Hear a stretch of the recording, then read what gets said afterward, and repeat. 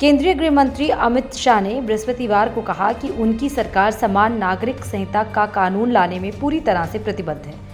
आगे उन्होंने कहा कि समान नागरिक संहिता इस देश के लोगों के लिए उनकी सरकार का मुख्य मुद्दा जनसंघ के समय से ही रहा है, जिस पर किसी भी व्यक्ति को जरा भी संदेह नहीं होना चाहिए। आगे उन्होंने कहा कि सिर्फ भाजपा ही नहीं, संविधान सभा ने संसद और राज्यों को उचित समय पर समान नागरिक संहिता लाने की सलाह दी थी, लेकिन संविधान सभा, संसद और राज्य अपनी इस कमिटमेंट को समय के साथ भूल गए।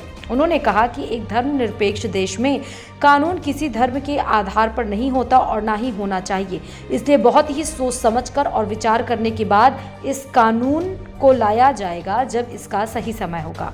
आगे उन्होंने कहा कि गुजरात, हिमाचल प्रदेश और उत्तराखंड में सुप्रीम कोर्ट के रिटायर्ड न्यायाधीशों का एक पैनल बनाया गया है जो सभी धर्मों के लोगों की राय इस कानून के लिए ले रहे हैं, जो कि काफ़ी महत्वपूर्ण भी है।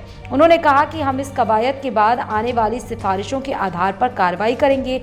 भाजपा सभी लोकतांत्रिक चर्चाओं के खत्म होने के बाद समान नागरिक संहिता लाने के लिए प्रतिबद्ध है।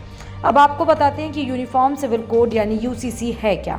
यूनिफॉर्म सिविल कोड, जिसे हिंदी में समान नागरिक संहिता भी कहा जाता है, यह पूरे देश के लिए एक समान कानून है जिससे देश में रह रहे सभी नागरिकों को एक समान कानून प्रदान करने का काम करता है, जो सभी धार्मिक समुदाय पर उनके व्यक्तिगत मामलों जैसे विवाह, तलाक, प्रॉपर्टी, गोद लेने आदि पर लागू होता है। भारतीय संविधान के अनुच्छेद 44 में यह निर्धारित भी किया गया है कि राज्य पूरे देश में सभी नागरिकों के लिए यूसीसी को सुरक्षित करने का प्रयास भी करेंगे।